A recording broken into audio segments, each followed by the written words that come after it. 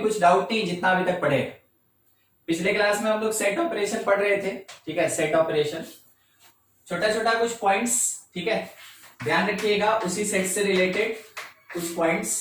पहला चीज, मान लीजिए अगर ए कोई सेट है, कर्ली ब्रेस में एलिमेंट्स लिखा है ए बी और सी, तो ध्यान रखिएगा हम ये बोलते हैं कि A is the element of set A, यानी A belongs to set A, ठीक है। A is the element of set A, तो A belongs to set A.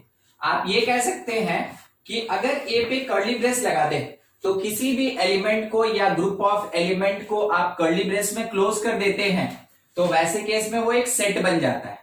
तो ये खुद में एक ऐसा सेट है जिसका एलिमेंट कैपिटल ए के अंदर प्रेजेंट है, ठीक है। तो अगर कभी भी इस सेट का एलिमेंट गिवन सेट के अंदर प्रेजेंट हो, वैसे केस में इसको हम लोग सबसेट कहते हैं।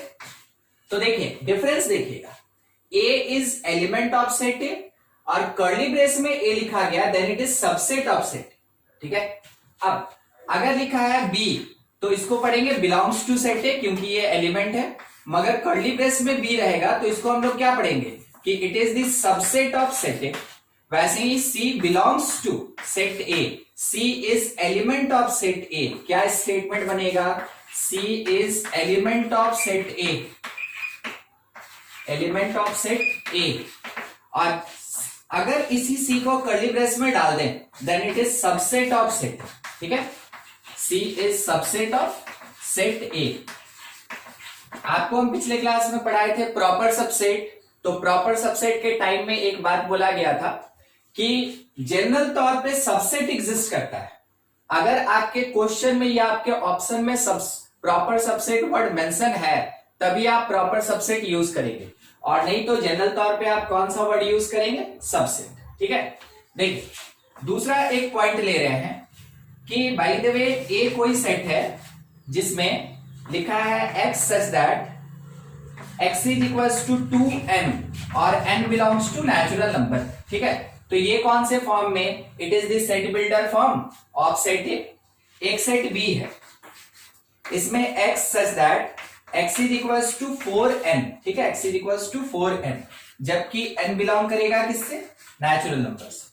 तो थोड़ा सोचिए, अभी मेरे पास सेट बिल्डर फॉर्म दिया है, अगर हम इन सेट को कंपेयर करना चाहते हैं तो पहले हमको क्या करना होगा, इसका रोस्टर फॉर्म बनाना होगा। रोस्टर फॉर्म से क्या होता है, क्लियर कट पता चलता है कि हाँ सेट दिया क्या है, ठीक है। तो हम लोग ये सीखे थे कि अगर सेट बिल्डर फॉर्म से रोस्टर कन्वर्ट करना है तो n belongs to natural number, smallest natural number कौन होगा, 1। तो हम लोग n के प्लेस पे 1 पुट करेंगे, फिर 2 3 4 5 एंड सो ऑन, ठीक है। तो सबसे पहले set A in roster form जब आप n के प्लेस पे 1 पुट करेंगे, 2 पुट करेंगे, 4 3 पुट करेंगे, 6 8 एंड सो ऑन, ये आगे बढ़ता जाएगा। अगर हम लोग ऐसे ही सेट बी को डिफाइन करें रोस्टर फॉर्म में तो सेट बी का एलिमेंट कौन है, x, और x किसके बराबर है, 4n। तो n का वैल्यू अगर 1 ले, क्योंकि ये तो नेचुरल नंबर है तो मिनिमम 1 लेना होगा। 1 पुट करेंगे तो 4, 2 पुट करेंगे 8, 3 पुट किए 12, क्या क्या आया, 4 8 12, यानी 4 का मल्टीपल 16 20 एंड सो, ठीक है। अब थोड़ा सा ऐसे सोचिएगा, ये इस सेट बंद हो गया सेकंड। अब थोड़ा ऐसे सोचिएगा, सेट ए बड़ा कि सेट बी बड़ा। देखिए दोनों सेट में से कौन बड़ा, कोशिश कीजिए आंसर देने का। सेट ए बड़ा। देखिए क्या हो रहा है ना कि बी का 4 ए में प्रेजेंट है, बी का 8 ए में प्रेजेंट है, ठीक है, मगर ए का 2 बी में नहीं प्रेजेंट है, ए का 6 बी में नहीं प्रेजेंट है। तो कौन बड़ा हो गया, ए बड़ा हो गया और बी छोटा हो गया। तो आप ऐसे कह सकते हैं कि B is the proper subset of A. क्या लिखा, B is proper subset, B is proper subset of ए।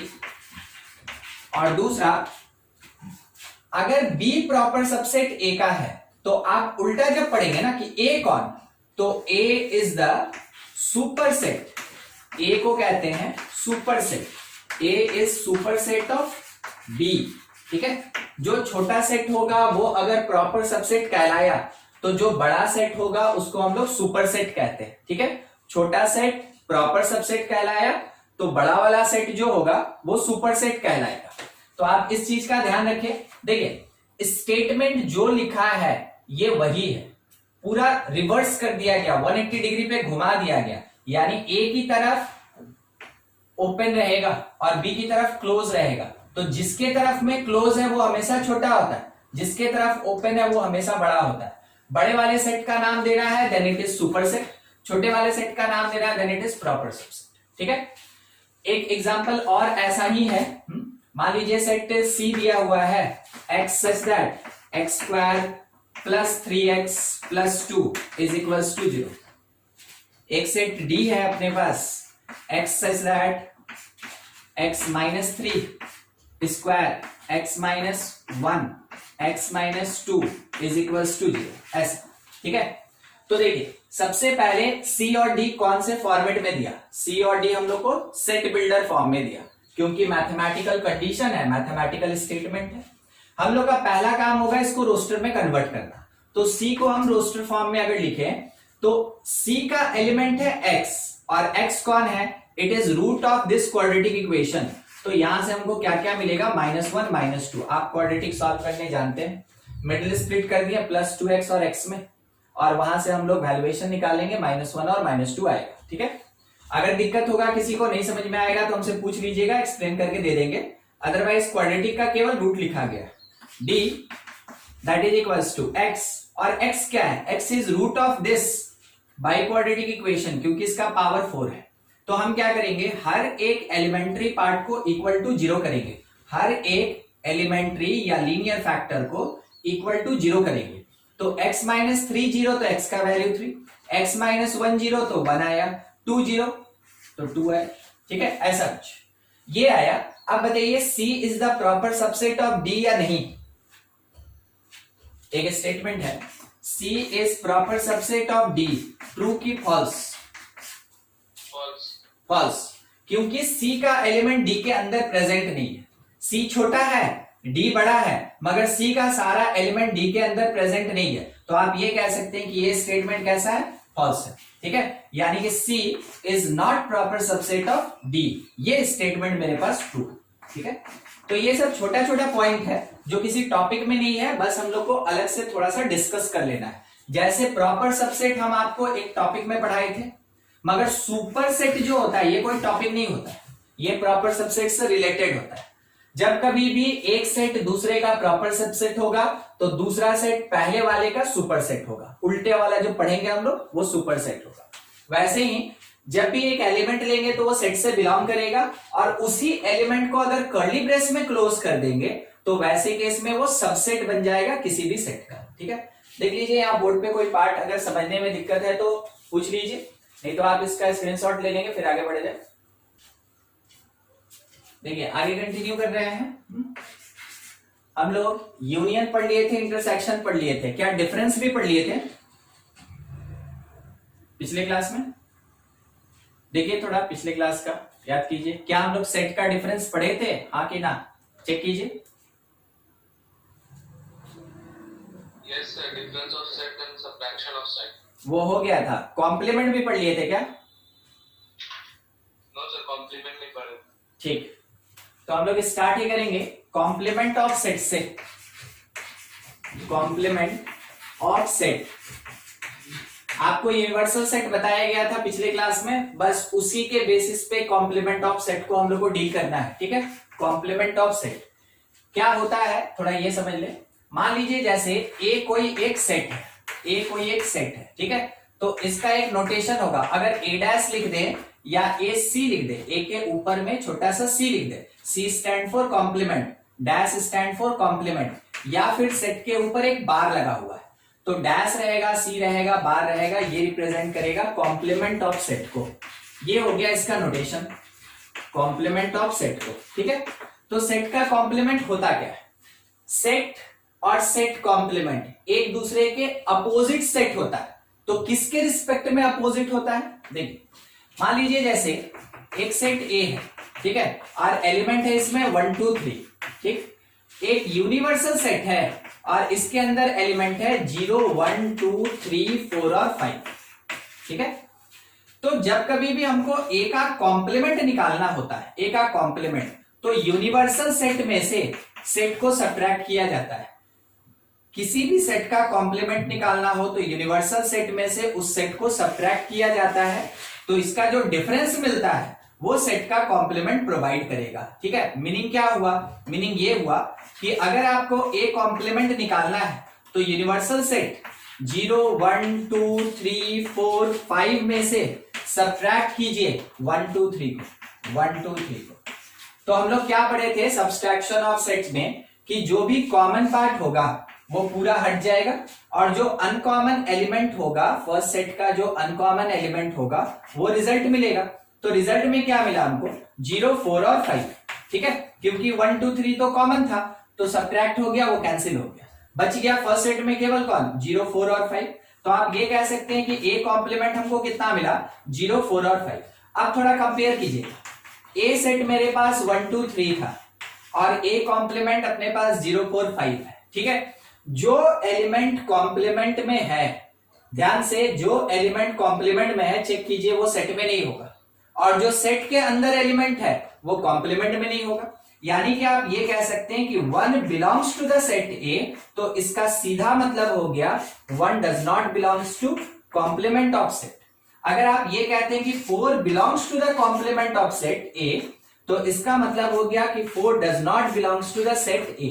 ठीक है, तो जो एलिमेंट सेट में प्रेजेंट होगा वो उसके कॉम्प्लीमेंट में प्रेजेंट नहीं होता है, और जो कॉम्प्लीमेंट ऑफ सेट में प्रेजेंट होगा वो सेट के अंदर प्रेजेंट नहीं होता है। यानी कि जो एलिमेंट ए में होगा वो ए के कॉम्प्लीमेंट में नहीं होगा, जो एलिमेंट ए के कॉम्प्लीमेंट में होगा वो सेट ए के अंदर नहीं होगा। दूसरा एक और एग्जांपल लिया जाए, कहीं पे कुछ समझने में दिक्कत होगा जरूर पूछिएगा। ए कोई सेट लिखा गया है 5 7 9, बी एक सेट, इसमें लिखा है 2 4 7।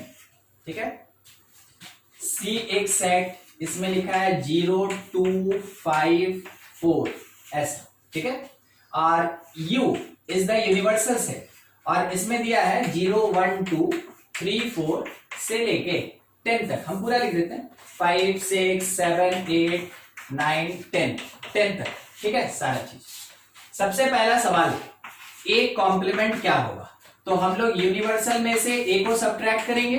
अब आपके पास सामने है यूनिवर्सल और ए, कौन कौन एलिमेंट यूनिवर्सल का नहीं होगा? 5 7 9, 5 7 9 छोड़ के जो भी यूनिवर्सल का एलिमेंट है सबका सब किसके अंदर प्रेजेंट होगा? ए के कॉम्प्लीमेंट के अंदर प्रेजेंट होगा।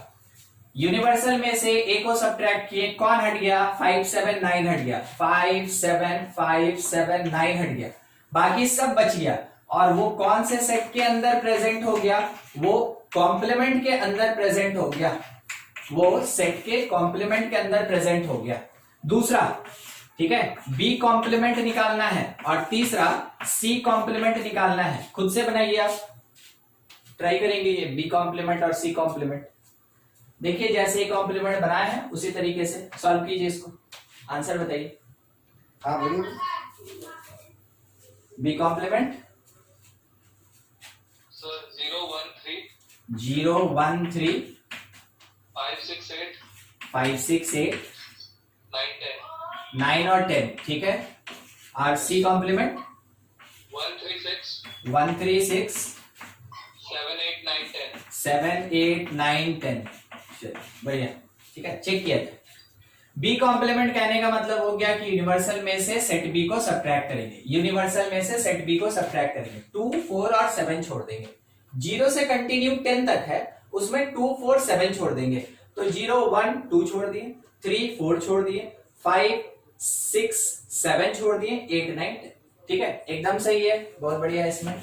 चलिए, सी कॉम्प्लीमेंट का मीनिंग क्या होगा कि यूनिवर्सल में से हम सी को सब्ट्रैक्ट करेंगे, यूनिवर्सल में से सी को सब्ट्रैक्ट करेंगे, तो सी को सब्ट्रैक्ट करेंगे तो 0 हट गया, यहां से 2 हट गया, फिर उसके बाद 5 भी एलिमिनेट कर दिए और 4 भी एलिमिनेट कर दिए। ठीक है, तो मेरे पास बच गया इन 4 एलिमेंट को छोड़ के बाकी सब। तो सी कॉम्प्लीमेंट में 0 नहीं आएगा, 1 आएगा, 2 नहीं आएगा, 3 4 4 नहीं आएगा, 5 नहीं आएगा, 6 7 8 9 10। ये भी सही। देख लीजिए बाकी लोग, यही आंसर आया था। अगर किसी का कुछ डिफरेंट है या नहीं समझ में आया तो पूछ लीजिए। चलिए ठीक है, देखिए एक और चीज, मान लीजिए जैसे एक क्वेश्चन में सेट ए हम लोग के पास प्रोवाइड किया गया, x such that x square plus 5x plus 6 is equals to 0। एक सेट बी हम लोग को दिया गया, सेट बी में लिखा हुआ था 0 -2 3। ये सेट सी अपने पास था, सेट सी अपने पास था -3 -2 ना, -2 नहीं, +2 ले रहे हैं, -3 2 और 4, ठीक है।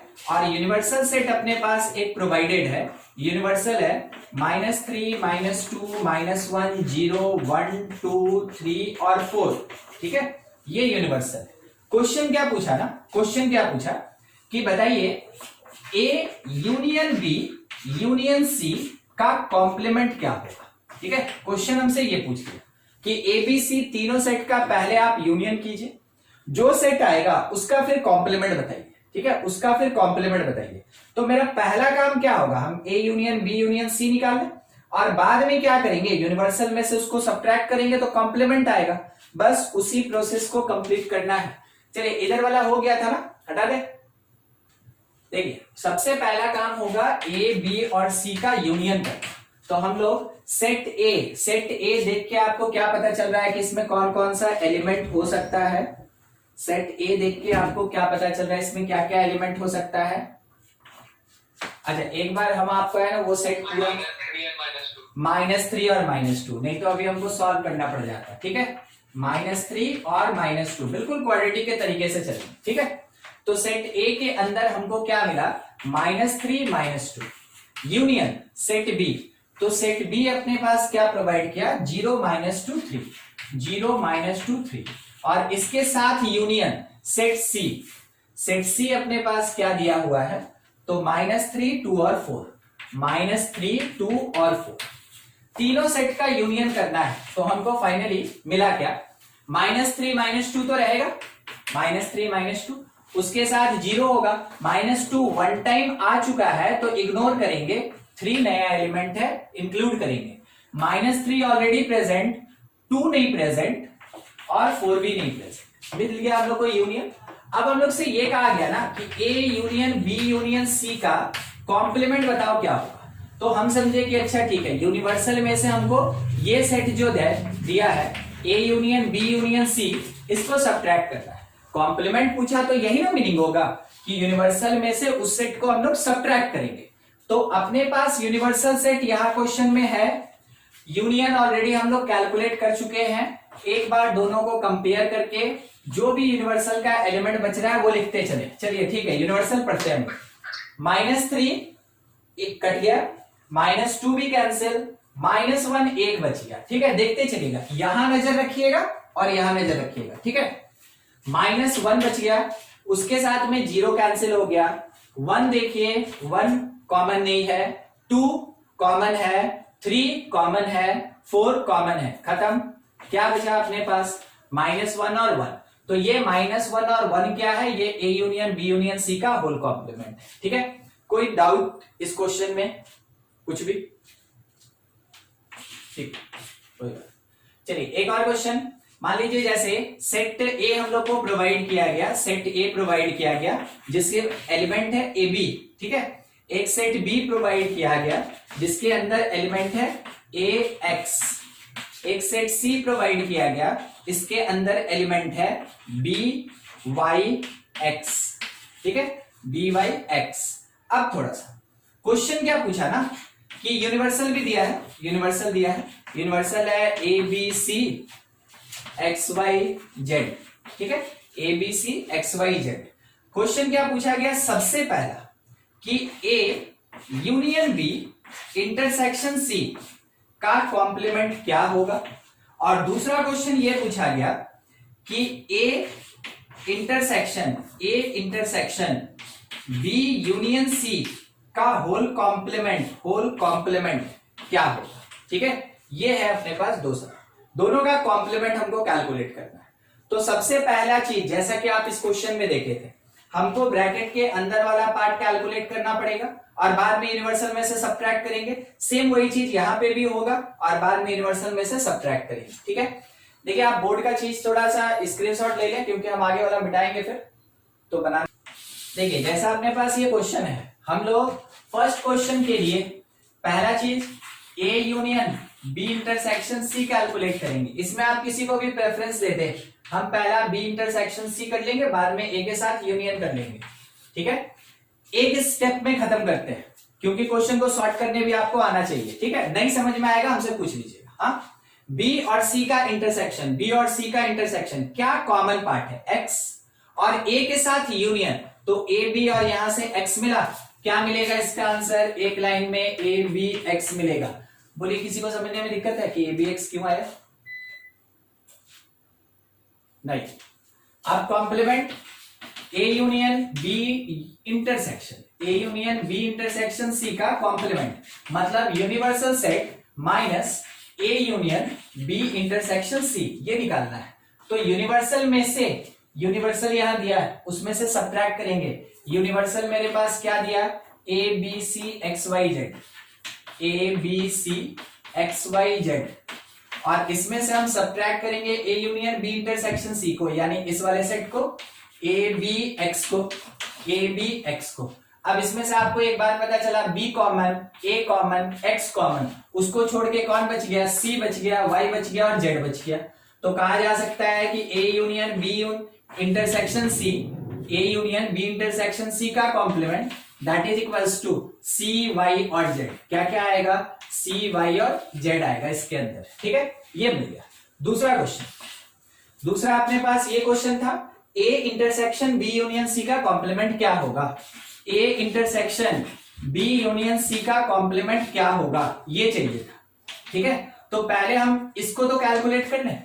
इसमें क्या बोला, बी और सी का यूनियन, बी और सी का यूनियन ब्रैकेट के अंदर वाला चीज। तो अपने पास सेट बी है और सेट सी है, दोनों का यूनियन पार्ट क्या क्या होगा, A X B Y, A X B Y, और ए के साथ इंटरसेक्शन। तो देखिए सेट ए बी, इसका इंटरसेक्शन बी यूनियन सी के साथ, B union C, A B X Y, A B X Y, ये।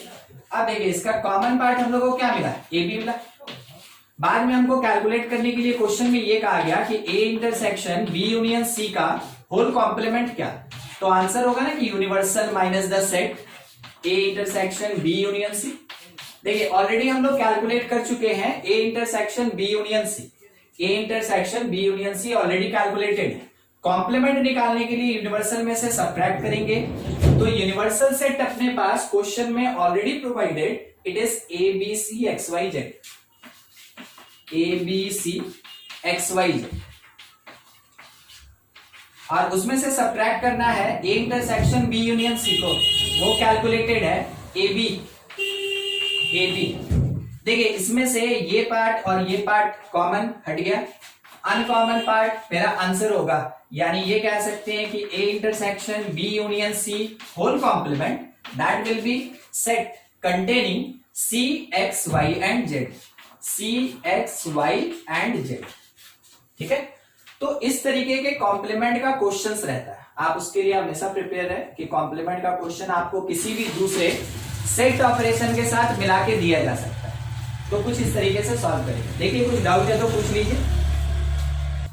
देखिए पॉइंट क्या बनता है ना कि फाई कौन, तो इट इज एम्प्टी सेट, हम लोग पढ़े हैं ये।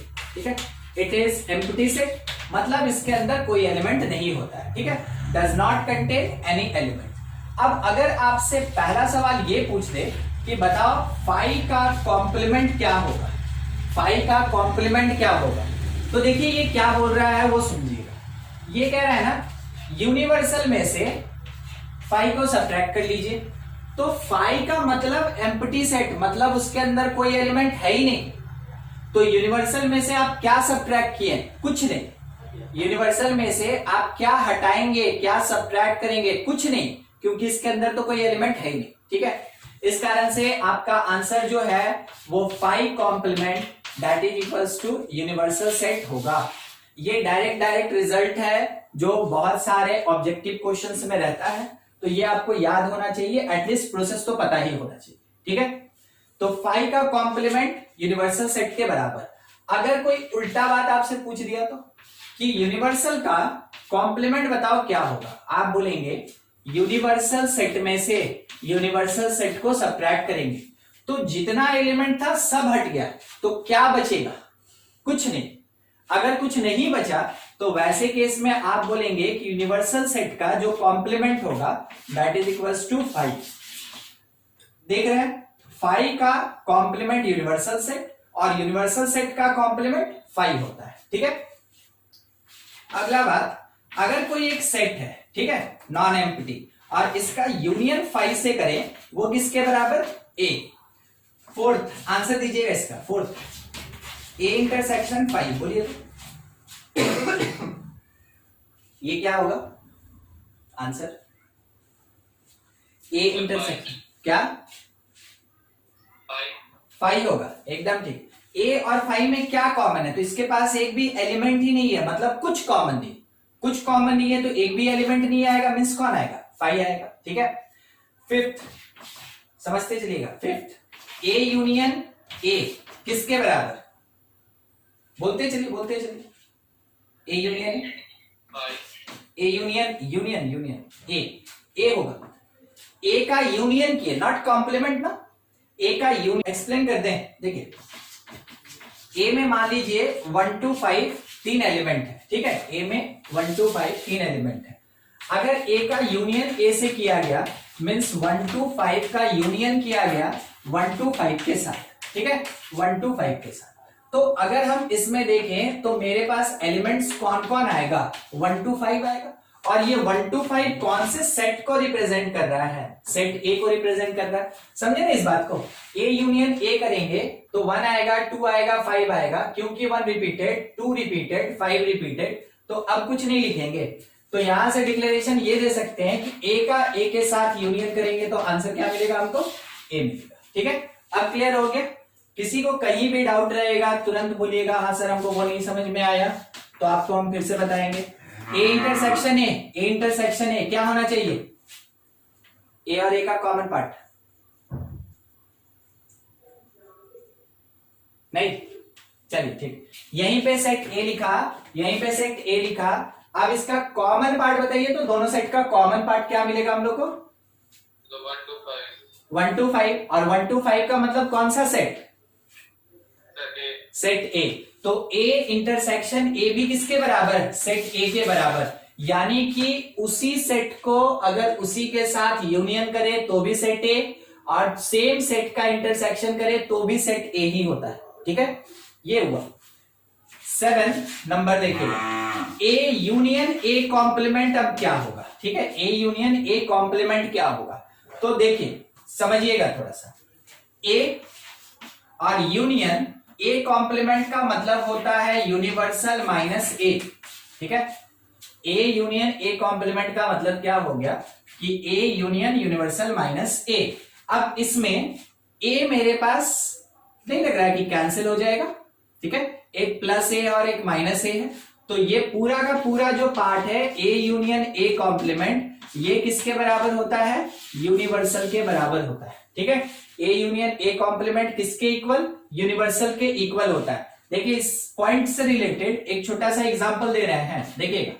सेट ए मेरे पास लिखा 2 4 6, ठीक है, यूनिवर्सल सेट मेरे पास क्या दिया? 1 2 3 4 5 और 6। अगर हमसे पूछा गया ए कॉम्प्लीमेंट क्या होगा, हम बोलेंगे यूनिवर्सल में से ए को सब्ट्रैक्ट करेंगे। तो यूनिवर्सल में से ए को सब्ट्रैक्ट कीजिए, 2 चला गया, 4 चला गया, 6 चला गया, कौन बचा? बचा 1 3 5, बचा कौन? 1 3 और 5। अब आपके पास ए है और आपके पास ए कॉम्प्लीमेंट है। ठीक है, ए है और ए कॉम्प्लीमेंट है। एक बार दोनों को यूनियन करके देखिए, मतलब दोनों का एलिमेंट कंबाइंड करेंगे तो क्या लिख सकते हैं? 2 4 6, 2 4 6 पूरा का पूरा सेट ए आ गया, और 1 3 5 क्योंकि कुछ भी कॉमन नहीं है तो 1 3 5 भी आएगा, 1 3 5। अब एक बार आप चेक कीजिएगा क्या ये जो सेट अभी आया है वो यूनिवर्सल सेट के बराबर है?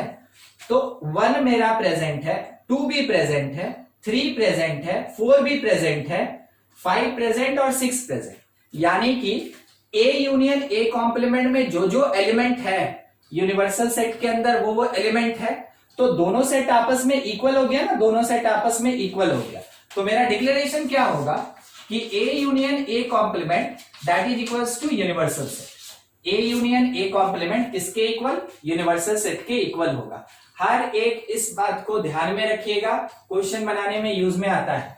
छोटा सा और यहाँ पे 1-2 पॉइंट देखते चलिएगा। 7 हो गया। 8 नंबर, कोई बता सकता है ए इंटरसेक्शन ए कॉम्प्लीमेंट किसके equal? A intersection A complement, देखिए ए लिखा, ए कॉम्प्लीमेंट लिखा हुआ है। एक बार आप इसका इंटरसेक्शन करके सोचिए क्या कॉमन आ रहा है दोनों में।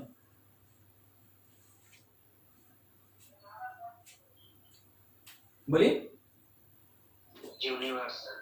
नहीं, एक बार देखते हैं। कॉमन का बात किए ना हम लोग, तो 2 ए में है, ठीक है, क्या ए कॉम्प्लीमेंट में 2 है? नहीं, तो वो कॉमन नहीं होगा। क्या 4 दोनों में है? नहीं। 6 दोनों में है? नहीं। तो ए और ए कॉम्प्लीमेंट में कुछ भी कॉमन पार्ट नहीं है। चेक कीजिएगा फिर से एक बार, बोल रहे हैं सेट ए के अंदर 2 4 6, ए कॉम्प्लीमेंट के अंदर 1 3 5, इन दोनों सेट में क्या कुछ कॉमन है? तो कुछ कॉमन नहीं है। इंटरसेक्शन का मतलब ये होता है कि common between these two sets. Intersection का मतलब क्या बताए थे? Common between these two sets. तो ए और ए कॉम्प्लीमेंट जो सेट है उसके बीच में कुछ भी कॉमन नहीं है। और अगर कुछ भी कॉमन नहीं है तो वैसे केस में आंसर क्या होता है? एम्प्टी सेट होता है। मतलब हम क्या लिख सकते हैं कि ए इंटरसेक्शन ए कॉम्प्लीमेंट किसके बराबर? 5। देखिए एक एग्जांपल दे रहे हैं, थोड़ा और समझेंगे आप। सेट ए अपने पास दिया हुआ है कुछ 5 और 7, यूनिवर्सल सेट अपने पास है 3 5 7 9। तो ए का जो कॉम्प्लीमेंट होगा उसमें 5 7 को छोड़ के यूनिवर्सल का 3 और 9 होगा, 3 और 9 होगा। अगर हम आपसे ये बोले कि हम निकालना चाहते हैं ए, अगर ये कहा जाए कि हम निकालना चाहते हैं ए इंटरसेक्शन ए कॉम्प्लीमेंट, तो इसका मतलब क्या हो गया कि 5 7 और 3 9 के बीच कॉमन पार्ट चाहते हैं। तो 5 7 और 3 9 में कहां कुछ कॉमन है? कोई कॉमन नहीं है। तो आप यहां पे आंसर देंगे that is equals to no common element. No लिखा है, ठीक है, नंबर नहीं लिखा है। No common element. और अगर कोई कॉमन एलिमेंट नहीं है दोनों के बीच, तो एक ऐसा सेट होगा जिसमें एक भी एलिमेंट नहीं होगा। तो ए इंटरसेक्शन ए कॉम्प्लीमेंट किसके equal? 5। It is equals to 5। A intersection A complement किसके इक्वल? 5। देख लीजिए बोर्ड पे जितना पार्ट है, कुछ डाउट है पूछ लीजिए, नहीं तो आप इसका स्क्रीनशॉट ले लेंगे फिर आगे बढ़ा जाए। हम लोग अभी तक देख लिए सेट का कॉम्प्लीमेंट। अब थोड़ा इस चीज का ध्यान रखिएगा, सेट लॉस करके कुछ एग्जिस्ट करता है, ठीक है, सेट लॉस। सेट का कुछ लॉ होता है, ठीक है, सेट का कुछ लॉ होता है। और हम लोग से क्वेश्चन का ऐसा पूछा जाता है ना, प्रूफ करना होता है कि सेट के इस लॉ को प्रूफ कीजिए। तो प्रूफ करने का 2 तरीका होता है। एक तो आपके पास सेट दिया रहेगा, तो आप उसमें मैथमेटिकल ऑपरेशन किए, रिजल्ट लिखा लें, एलएचएस आरएचएस इक्वल दिखा दिए। और दूसरा तरीका क्या होता है कि अगर एलिमेंट नहीं दिया है तो आपको x यानी जनरल एलिमेंट अज्यूम करके बनाना होता है, ठीक है। दोनों तरीके से देखेंगे, समझिएगा। सबसे पहला और जरूरी चीज कॉम्यूटेटिव लॉ कहते हैं इसको, कॉम्यूटेटिव लॉ, ठीक है। अब ये कॉम्यूटेटिव लॉ का मीनिंग क्या होता है? देखिए, इसका सबसे पहला स्टेटमेंट जो है A union B that is equals to B union A. मतलब क्या हुआ? अगर हम ए बी का, अगर हम 1 2 का बी ए बना दें यानी 2 1 बना दें और रिजल्ट पे कोई इफेक्ट नहीं होगा। अगर हम ए बी का बी ए बना दें जबकि मेरा ऑपरेटर चेंज नहीं हुआ है, तो वैसे केस में बोलेंगे कि वो कॉम्यूटेटिव लॉ को फॉलो कर रहा है। अगर A union B, B union A के इक्वल होता है तो स्टेटमेंट ये होता है कि यूनियन, ठीक है ना, यूनियन फॉलो कॉम्यूटेटिव लॉ, ठीक है। ये कौन से लॉ को फॉलो कर रहा है? Commutative law. तो सेट का जो यूनियन पार्ट होता है वो कॉम्यूटेटिव लॉ को फॉलो करता है, ठीक है। सेट का जो यूनियन पार्ट है वो कॉम्यूटेटिव लॉ को फॉलो करता है। कॉम्यूटेटिव का मतलब क्या? ए बी का हम लोग बी ए बना दें और रिजल्ट अगर बराबर रह जाए, इसका मतलब ये कॉम्यूटेटिव लॉ को फॉलो करता है, ठीक है। ये चीज आप एडिशन, मल्टीप्लीकेशन, ये सब अलजेब्रा में जब पढ़ते हैं ना, उस टाइम में भी आपको सिखाया जाता है, ठीक है। देखिए यूनियन पे अभी बात कर रहे हैं, यूनियन पे। तो मेरे पास प्रूफ करने के लिए सबसे पहले इसका हम आपको प्रूफ बता दें विदाउट एनी एलिमेंट, ठीक है। इसका प्रूफ बता रहे हैं विदाउट एनी एलिमेंट। थोड़ा सा कंफ्यूजिंग होगा, ठीक है, इस कारण से थोड़ा समझने का कोशिश कीजिएगा। कोई लाइन अगर कहीं भी डाउट हो जाए, आप तुरंत हमसे पूछिएगा सर वो क्यों हुआ, ठीक है। ऐसा पूरे के पूरे सेट का ये थोड़ा सा मुश्किल पार्ट होता है क्योंकि थ्योरेटिकल होता है। इसमें आपको कैलकुलेशन नहीं करना है, इसमें आपको स्टेटमेंट लिखना होता है, इसलिए थोड़ा सा कंफ्यूजिंग होगा। आप बिल्कुल पूरा ध्यान रखिएगा, कुछ भी डाउट होता है उसी टाइम में पूछिएगा, ठीक है। तरीका क्या है कि हम लोग ये मान के चलते हैं, let x is the general element of left hand side set, ठीक है। x belongs to A union B, x belongs to A union B, left hand side या राइट हैंड साइड किसी को भी यूज कर सकते हैं। x belongs to A union B meaning क्या? x is the element of A union B, x is the element of A union B. अब एक चीज हमेशा याद रखिएगा कि अगर कभी बिलोंग्स टू है तो जो यूनियन होता है इसको और लिखा जाता है। जब भी बिलोंग्स टू है इंटरसेक्शन को एंड लिखा जाता है, ठीक है। जब कभी भी बिलोंग्स टू है, देखिए बिलोंग्स टू है तो यूनियन का स्टेटमेंट कौन से वर्ड से रिप्लेस होगा? और से। अगर बिलोंग्स टू है यहां इंटरसेक्शन अगर लगा हुआ होता तो हम लोग कौन सा वर्ड यूज करते? एंड। चलिए इसी में एक और पार्ट बता दें, नॉट बिलोंग्स टू है, वैसे केस में यूनियन जो होता है ये एंड लिखा जाता है, और नॉट बिलोंग्स टू है अगर इंटरसेक्शन है तो इसको हम लोग और पढ़ते हैं, ठीक है, और पढ़ते हैं। देखिए क्या हुआ, थोड़ा उल्टा हो गया, दिख रहा है उधर साइड, देखिए क्या लिखा गया। इस चीज को याद रखिएगा, अगर बिलोंग्स टू है तो यूनियन के जगह कौन सा वर्ड यूज करेंगे? और। अगर बिलोंग्स टू है तो इंटरसेक्शन के जगह कौन सा वर्ड यूज करेंगे? एंड। अगर नॉट बिलोंग्स टू है तो यूनियन के जगह एंड, नॉट बिलोंग्स टू है तो इंटरसेक्शन के जगह और।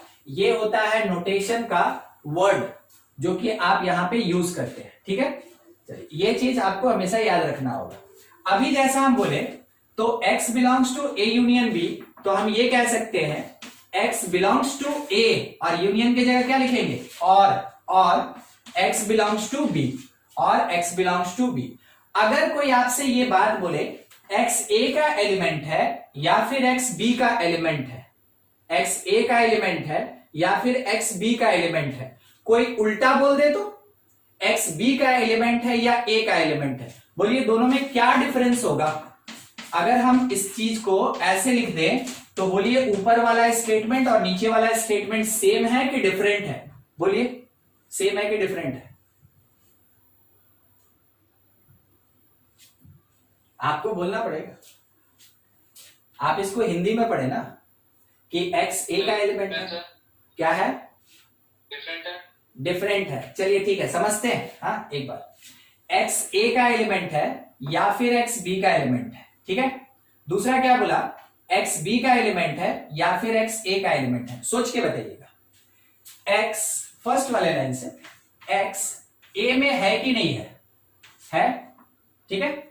x b में है कि नहीं है? बिल्कुल है, ठीक है। अब नीचे वाला एलिमेंट x b में है, बिल्कुल। x a में है, बिल्कुल। अब देखिए x कहां कहां प्रेजेंट? x a में, x b में, x b में, x a में, एक ही चीज तो है, x a और b में प्रेजेंट। समझे निमेश? ये दोनों लाइन एक ही चीज है। Yes sir. कोई अगर, चलिए उस लाइन को हम आपको बोले ना, ये वर्ड में जो चेंज होता है ना तो थोड़ा सा कंफ्यूज करता है, तो आप उसको ऐसे समझेंगे मान लीजिए कोई बोला कि आप अपने दोस्त के साथ घूमने गए, ठीक है, तो उसका जो आदमी होगा वो क्या बोलेगा कि आपका दोस्त आपके साथ घूमने गया। दोनों तो एक ही चीज है ना कि दोनों आदमी घूमने गए, दोनों आदमी घूमने गया, ठीक है। तो हम लोग को बिल्कुल उसी तरीके से सोचना है। तो x बिलोंग्स टू b और x बिलोंग्स टू a, ठीक है। तो हम इसको अब लिखेंगे x belongs to b union a, x belongs to b union a। अब ये दोनों स्टेटमेंट एक बार देखिए, x a यूनियन b का element, x b union a का एलिमेंट, इसका मतलब है कि x दोनों सेट का एलिमेंट है। तो फाइनली ये कहा जा सकता है कि a union b is equals to b union a, a union b is equals to b union a। क्यों? क्योंकि x जो है वो a यूनियन b का एलिमेंट है और x जो है वो b यूनियन a का एलिमेंट है।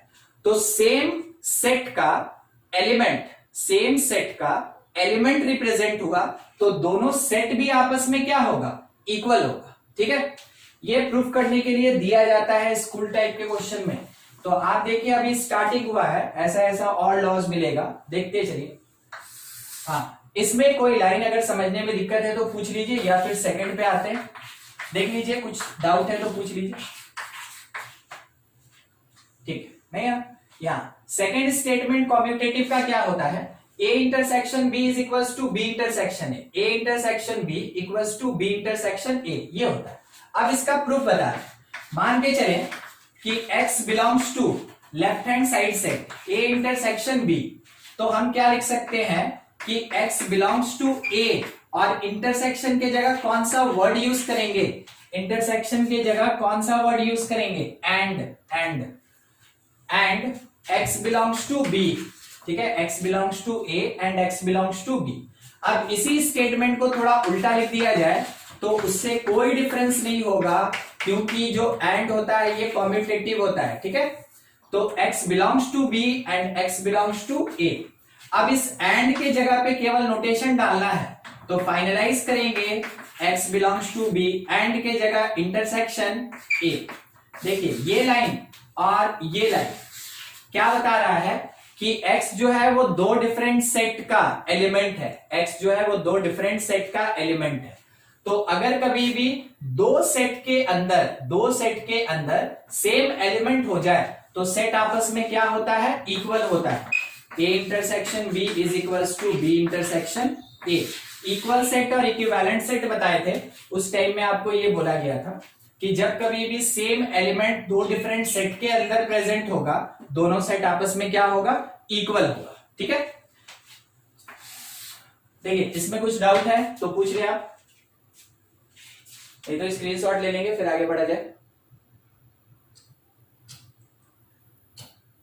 समझते चलिएगा, ऐसा क्वेश्चन बहुत मिलता है, ठीक है। और स्कूल में ये तो अभी कॉम्पिटेटिव स्टार्ट हुआ है, इससे थोड़ा सा बड़ा क्वेश्चन ही रहता है, ठीक है। ये तो हम लोग बेसिक में भी चल रहे हैं, ऐसे ही प्रूफ करना होता है, आपको बस समझते चलना है। चाहे किसी भी टाइप का क्वेश्चन होगा इसी तरीके से प्रूफ करेंगे। अगर कहीं दिक्कत होगा कि सर वो क्यों हो गया, जरूर पूछिएगा, ठीक है। नेक्स्ट होता है सेकेंड लॉ, जो है वो कहलाता है एसोसिएटिव लॉ, एसोसिएटिव लॉ, ठीक है, एसोसिएटिव लॉ। तो एसोसिएटिव लॉ का पहला स्टेटमेंट क्या है, A union B union C that is equals to A union B union C. बोलिए दोनों साइड में क्या डिफरेंस आपको दिख रहा है, डिफरेंस ये दिख रहा है कि लेफ्ट हैंड साइड में बी और सी के यूनियन को प्रेफरेंस दिया गया क्योंकि वो ब्रैकेट में है, और राइट हैंड साइड में ए और बी के यूनियन को प्रेफरेंस दिया गया क्योंकि वो ब्रैकेट के अंदर है। तो जब कभी भी प्रायोरिटी चेंज करने के बाद रिजल्ट पे कोई इफेक्ट नहीं पड़ता है, उसको एसोसिएटिव लॉ कहते हैं, ठीक है। तो जब भी ए यूनियन ब्रैकेट में B union C, A union B bracket में यूनियन सी के बराबर होगा, कहा जाएगा यूनियन फॉलो एसोसिएटिव लॉ। देखिए इसके लिए भी प्रूफ बता रहे, let x belongs to left hand side A union B union C. अब इसको तोड़ेंगे कैसे, समझते चलिएगा। Therefore x बिलोंग्स टू, सबसे पहले ये टूटेगा, x belongs to a union के कारण, और x belongs to b union c। क्या आपको एक बात पता चला कि ये जो यूनियन था ये और में यहां पे लिखा गया, ठीक है। यूनियन की जगह कौन सा वर्ड यूज हुआ, और वर्ड यूज हुआ। आगे therefore x belongs to a और x बिलोंग्स टू b। अब ये यूनियन टूटेगा तो और x बिलोंग्स टू c ये लिखा जा सकता है। तो ये जो यूनियन है इसको फिर से और लिख दिया हम, सब का सब और में डिफाइन हो गया। अब आपका काम है कि देखिए हमको प्रायोरिटी देना किसको है, तो हमको प्रायोरिटी देना है ए और बी को। हमको प्रायोरिटी किसको देना है, ए और बी को। तो सबसे पहले ए और बी के बीच का जो और है ये यूनियन में कन्वर्ट होगा। तो कहा यह जा सकता है कि x बिलोंग्स टू ए, इसको कन्वर्ट करेंगे यूनियन में और बी, ठीक है। ये जो और था वो किस में कन्वर्ट हो गया, यूनियन में। दूसरा और क्या लिख सकते हैं, x बिलोंग्स टू सी। इससे क्या फायदा होगा ना कि ए और बी को प्रायोरिटी मिल गया। अब फाइनली इस और को चेंज करेंगे तो क्या लिखेंगे, x belongs to A union B और इस और का एक यूनियन सी। ध्यान देंगे आप, ये और चेंज हुआ। अब x इस सेट का और इस सेट का एलिमेंट है तो दोनों सेट आपस में क्या होगा, इक्वल होगा। देयरफॉर ये कहा जा सकता है a union b union c is equals to a union b और इसके साथ यूनियन c। यही चीज हम लोगों को प्रूव करना था, ठीक है। इस तरीके से जब कभी भी एलिमेंट नहीं दिया रहेगा तब हम लोग प्रूव करेंगे। अब इसी क्वेश्चन को देखिएगा, जब आपके क्वेश्चन में एलिमेंट दिया रहेगा तब। आपके क्वेश्चन में एलिमेंट है तो आप एलिमेंट लेके बनाएंगे। अगर आपके क्वेश्चन में एलिमेंट नहीं है और प्रूफ करने बोला कि prove that this part is equals to this, तो वैसे केस में आपको x अज्यूम करके बनाना होता है। समझ में आ गया कब कैसे बनाना है। मान लीजिए अल्टरनेटिव तरीका क्या है कि अगर मेरे पास एलिमेंट दिया है तो दिया रहेगा, गिवन रहेगा सेट ए कुछ भी, ठीक है, कुछ एलिमेंट रहेगा 1 2 3 समथिंग। बी आपके पास कुछ दिया रहेगा समथिंग 2 4। सी आपके पास कुछ प्रोवाइडेड रहेगा कुछ 3 1 ऐसा। और कहा गया कि इसको एसोसिएटिव लॉ फॉलो कर रहा है, प्रूफ करके दिखाइए, ठीक है। ये जो 3 सेट है ये एसोसिएटिव लॉ फॉलो कर रहा है, ये प्रूफ करके दिखाइए।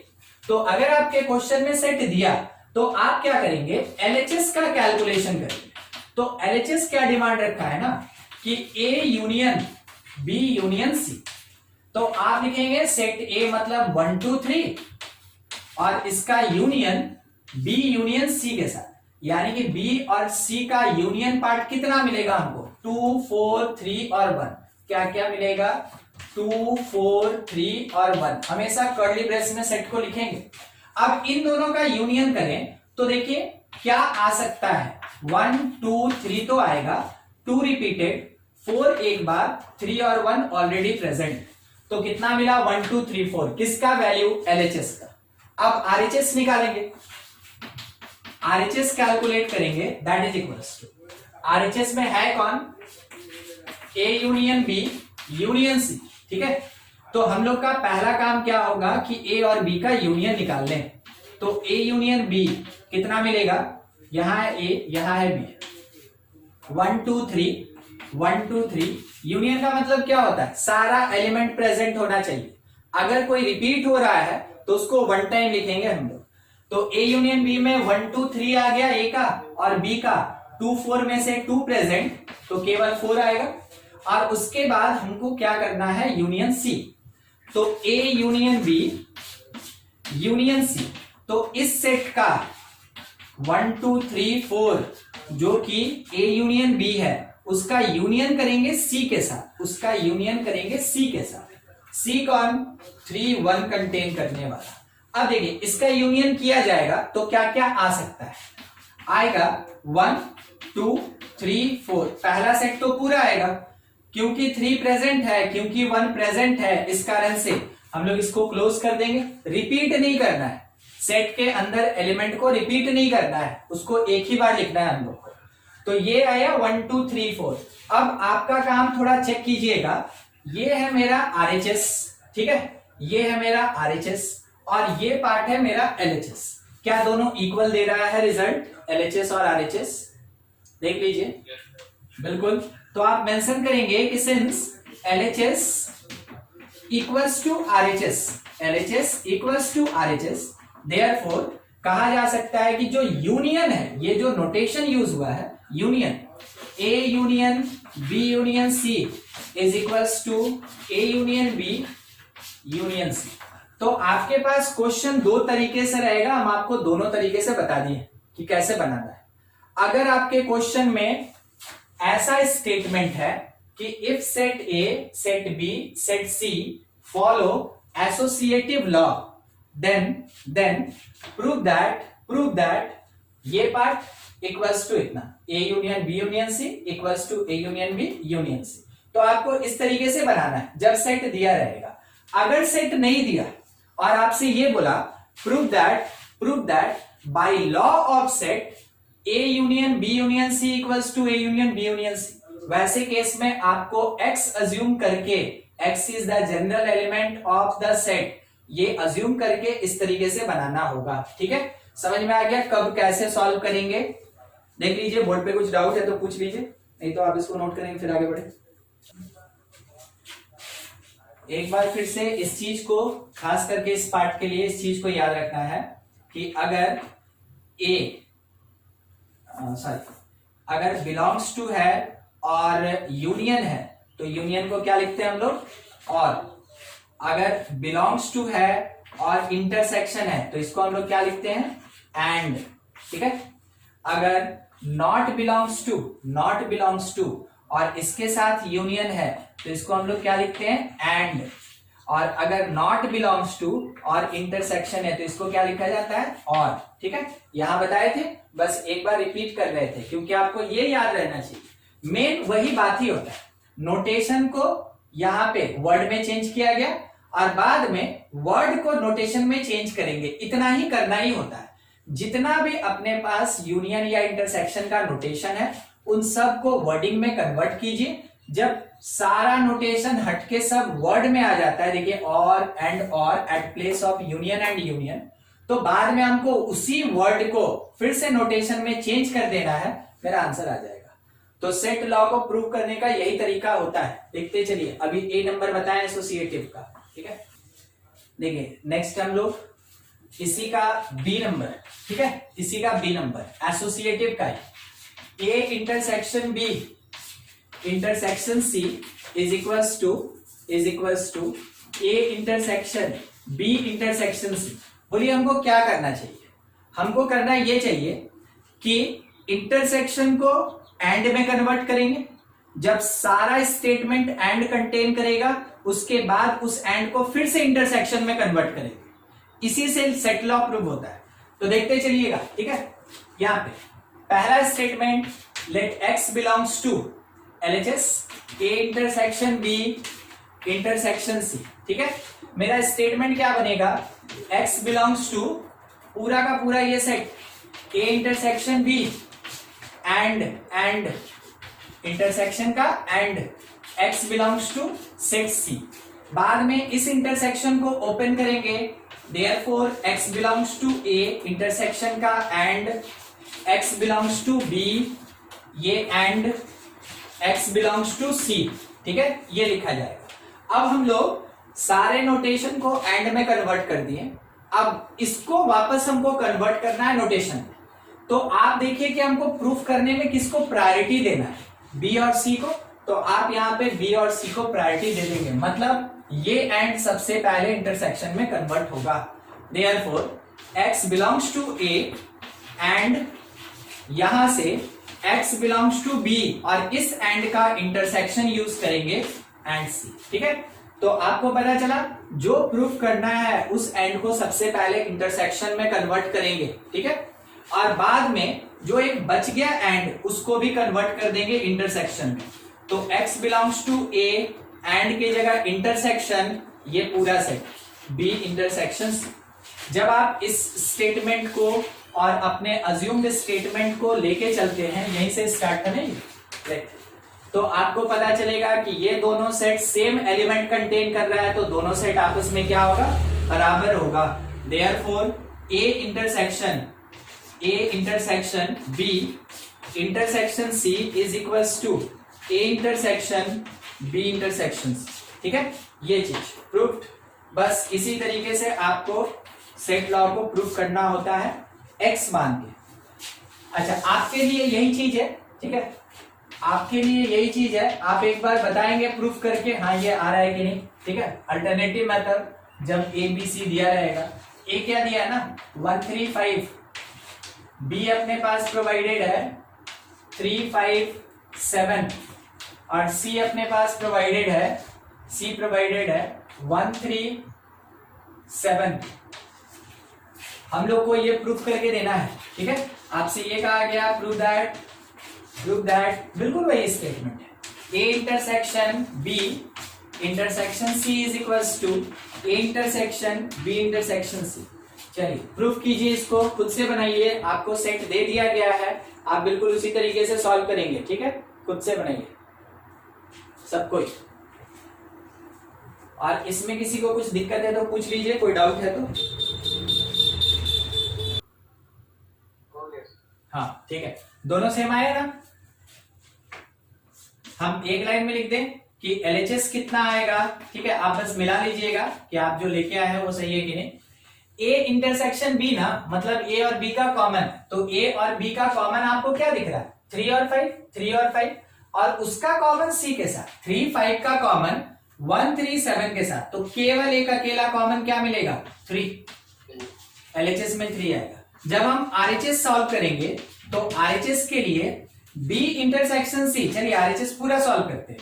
B इंटरसेक्शन C मतलब कि सेट B और सेट C का कॉमन पार्ट, तो 3 और 7 आएगा, कॉमन पार्ट 3 और 7 आएगा, और बाद में A के साथ इंटरसेक्शन किसका B और C का, A के साथ इंटरसेक्शन किसका B और C, यानी कि B इंटरसेक्शन C और A का common part, B intersection C और A का कॉमन पार्ट क्या कॉमन दिख रहा है, अकेला 3, तो ये आएगा।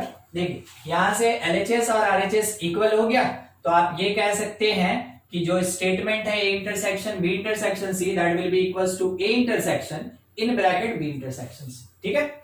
हो गया था सबका, किसी को कुछ डाउट उससे रिलेटेड तो पूछ लें।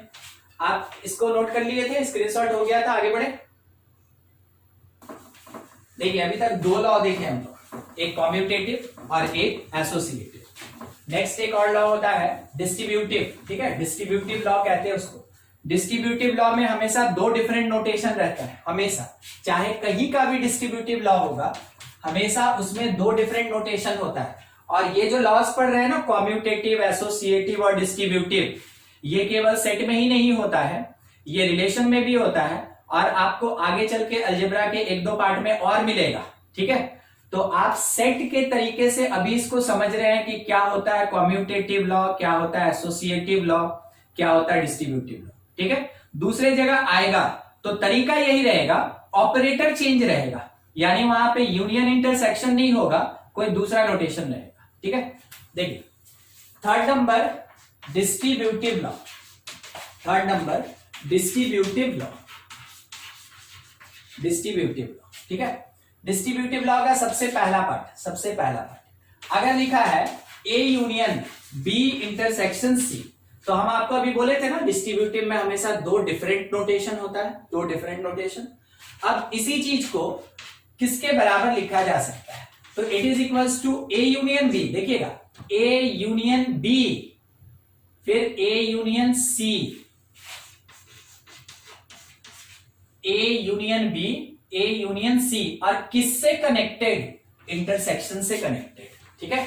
तो स्टेटमेंट क्या पढ़ते हैं वो सुनिए, union distributed over intersection, union जो ब्रैकेट के बाहर होगा, डिस्ट्रीब्यूटेड ओवर इंटरसेक्शन।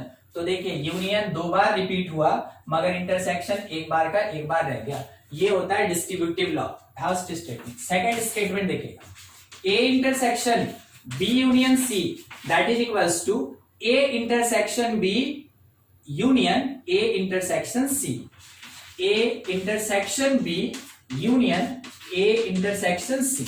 आपको इस स्टेटमेंट में क्या लग रहा है कि कौन किसके ऊपर डिस्ट्रीब्यूट हुआ, intersection distributed over union, intersection distributed over union. आप मैथमेटिक्स में ये चीज पढ़े हैं, ठीक है, जनरल अलजेब्रा में। ध्यान से देखिएगा क्या लिख रहे हैं। अगर लिखा है a into B plus C, तो क्या हम लोग इसको a into B plus a into C लिखते हैं जनरल अलजेब्रा में, जो आप पढ़े, ठीक है, ऐसे लिखा जाता है ना। ये डिस्ट्रीब्यूटिव लॉ ही है। यहां पे कौन डिस्ट्रीब्यूट हो रहा है? मल्टीप्लिकेशन। किस पे डिस्ट्रीब्यूट हो रहा है? एडिशन के ऊपर डिस्ट्रीब्यूट हो रहा है। बिल्कुल इसके जैसा ही यहां पे सेट का डिस्ट्रीब्यूटिव लॉ है, जिसमें फर्स्ट स्टेटमेंट में union distributed over intersection, second statement में इंटरसेक्शन डिस्ट्रीब्यूटेड ओवर यूनियन। यही चीज है, ठीक है, यही चीज है जो आप पहले भी पढ़े हैं, और ये भी डिस्ट्रीब्यूटिव लॉ ही कहलाता है, ठीक है। तो डिस्ट्रीब्यूटिव लॉ प्लस और प्रोडक्ट का, और यहां डिस्ट्रीब्यूटिव लॉ किसका? यूनियन और इंटरसेक्शन का। देखिए एक पार्ट हम प्रूफ करते हैं, ठीक है, और दूसरा आप खुद से कोशिश करेंगे। फर्स्ट वाला हम कर देते हैं, लेट x बिलोंग्स टू। ध्यान रखिएगा जब प्रूफ करने जाते हैं ना, तो LHS लेके चलेंगे, RHS के इक्वल लाएंगे, या RHS लेके चलेंगे, LHS के इक्वल लाएंगे। दोनों में से कोई भी प्रोसेस कर सकते हैं। और तीसरा प्रोसेस भी क्या होता है, LHS को सॉल्व किए, RHS को सॉल्व किए, और दोनों को इक्वल पॉइंट पे लाके रोक देते हैं, ठीक है। तो तीन तरीका होता है, जो सुटेबल हो आप उस तरीके से कीजिए। मेरा एक प्रेफरेंस है, हमेशा ऐसे क्वेश्चन में ध्यान रखिएगा, जो बड़ा सेट होगा आप स्टार्ट वहीं से करें। जो बड़ा सेट होगा आप स्टार्ट वहीं से करें। अब चाहे ये राइट हैंड साइड हो या लेफ्ट हैंड साइड हो, आप बड़े सेट के तरफ से ही स्टार्ट कीजिएगा जब भी ये प्रूफ करना होगा। तो let x belongs to right hand set a union b intersection a union c। Statement में क्या बनेगा? Therefore x belongs to a union b, और इसको ब्रेक करेंगे तो इंटरसेक्शन किस में टूटता है? कौन सा वर्ड आता है? एंड, ठीक है, and x belongs to a union c। अब यहां पे यूनियन को ब्रेक करेंगे, ठीक है। अब यही नोटेशन बचा है जिसका वर्डिंग करना है। Therefore x belongs to a इस यूनियन के जगह, और x belongs to b and x belongs to a इस यूनियन के जगह, और x बिलोंग्स टू c। देखिए कहां पे किसको चेंज किए वो थोड़ा हम आपको बता दें। सबसे पहले ये इंटरसेक्शन चेंज हुआ एंड में, फिर ये यूनियन चेंज हुआ और में, फिर उसके बाद ये वाला जो यूनियन था ये चेंज हुआ और में, ठीक है। इतना हो गया। देखिए पूरा का पूरा स्टेटमेंट ओपन हो गया, ठीक है, कहीं कोई नोटेशन नहीं, और एंड ऐसे करके ये सब आपस में एक स्टेटमेंट बन गया। अब इसमें किसको प्रेफरेंस देना है समझिएगा। ये क्या बोला कि x a का एलिमेंट है, और ये क्या बोला x a का एलिमेंट है, तो दोनों मिलके एक ही बात बोल रहा है ना कि x a का एलिमेंट, ठीक है, दोनों मिलके एक ही बात बोल रहा है कि x a का एलिमेंट है।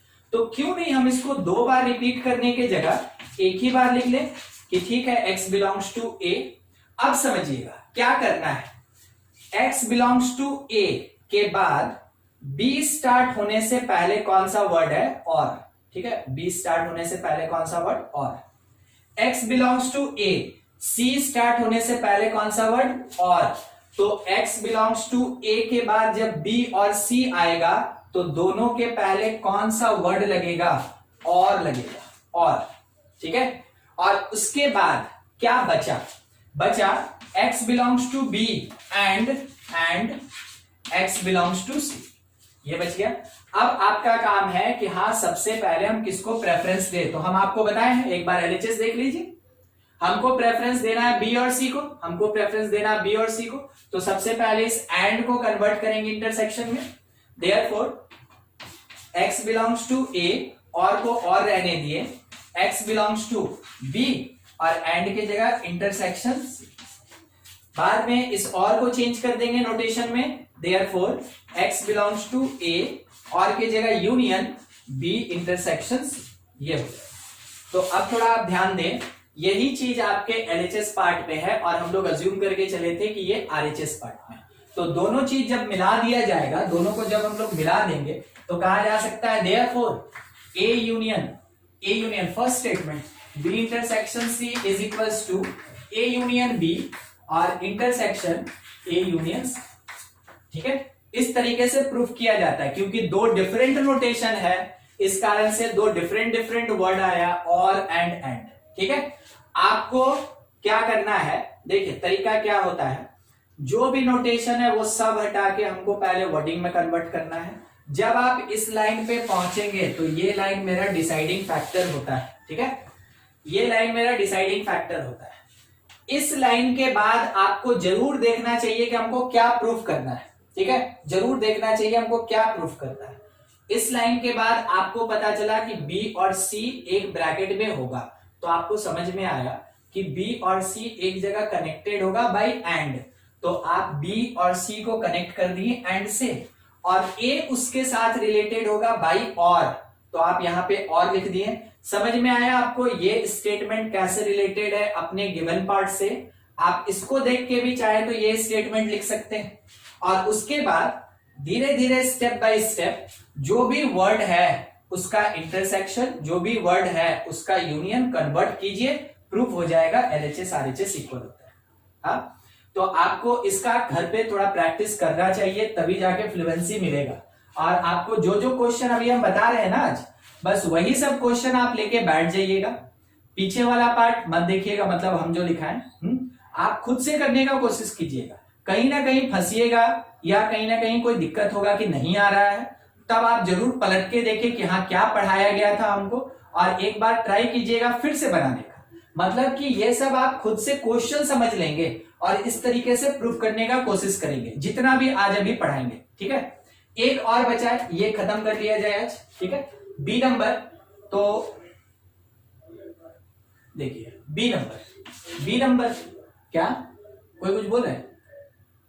ठीक, बी नंबर हम लोग x belongs to, let x belongs to right hand side, a intersection b union a intersection c, ये ले लिया गया। इसके बाद देयरफॉर x बिलोंग्स टू, ये ब्रैकेट a इंटरसेक्शन b, और इस यूनियन को और में तोड़ेंगे, x belongs to a union c intersection, sorry intersection.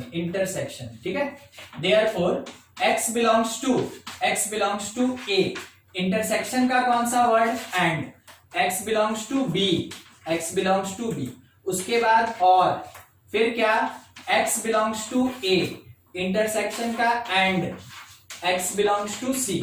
आप पहुंच गए कौन से स्टेटमेंट में? इस स्टेटमेंट में। ऐसा स्टेटमेंट है जहां के बाद अब आपको क्या करना है? नोटेशन में कन्वर्ट करना है। ठीक है, नोटेशन में कन्वर्ट करना है। तो नोटेशन में कन्वर्जन के लिए आपको देखना चाहिए कि हाँ हमको प्रूफ करने के लिए बोला क्या गया था। तो B और C को प्रेफरेंस देना है, तो यहां पे लिखा है x बिलोंग्स टू B और x बिलोंग्स टू C, वो वर्ड यूज करेंगे। देखिएगा क्या हमको प्रूफ करना है, हम उसी पे चल रहे हैं। ठीक है, तो हम लिखेंगे x belongs to A and x belongs to B और C, B यूनियन C, और बाद में इस एंड का क्या करेंगे? इंटरसेक्शन। तो x belongs to A and का क्या करेंगे? Intersection B union C। लीजिए हो गया प्रूफ। ठीक है, कि ये वाला पार्ट x और ये वाला पार्ट भी x कंटेन कर रहा है। तो फाइनलाइज जरूर आप इस स्टेटमेंट के साथ करें, therefore A intersection B union C is equals to A intersection B और इसका यूनियन A इंटरसेक्शन C। ठीक है, फाइनलाइज जरूर आप इस स्टेटमेंट के साथ करेंगे। अच्छा, एक और जरूरी बात, थोड़ा ध्यान से, हो सकता है ना कि आपको किसी बुक में या किसी क्वेश्चन में, किसी बुक में या किसी क्वेश्चन में आपको इस इक्वल टू के जगह सबसेट दिखे तो भी कोई दिक्कत नहीं। हाँ, यानी कि A intersection B union C is the subset of A intersection B और यूनियन A इंटरसेक्शन C, ये आपको देखने को मिल सकता है। तो ये जो ऊपर का स्टेटमेंट है, और ये जो नीचे का स्टेटमेंट है, इन दोनों में कोई डिफरेंस नहीं है। तो अगर आपको किसी क्वेश्चन में या किसी दूसरे बुक में ऐसा दिखा, ठीक है, मतलब आप आर.डी. शर्मा बनाए तो उसमें इक्वल टू दिखा, आप आर.एस. अग्रवाल बनाए तो वहां पे आपको सबसेट दिखा, ठीक है, वो कहना चाह रहे हैं। तो उसका कोई दूसरा मीनिंग नहीं होता है, दोनों का मतलब एक ही चीज होता है। ठीक है, दोनों सेट एक दूसरे का सबसेट है, तो ऑब्वियस सी बात है दोनों सेट इक्वल होगा। मगर आपको जब प्रूफ करने के लिए बोला जाएगा तो प्रूफ करने में हमेशा इक्वालिटी ही होल्ड करता है। आप अगर एग्जाम्पल देखिएगा तो क्वेश्चन में पूछेगा इक्वल टू, मगर जब वो आंसर देगा तो हो सकता है वो सबसेट में आंसर दे दे, तो कंफ्यूज नहीं होना है, दोनों का मीनिंग एक ही चीज। ठीक है, चलिए इसका आप स्क्रीनशॉट ले लें, आज यही खत्म करेंगे। ठीक है।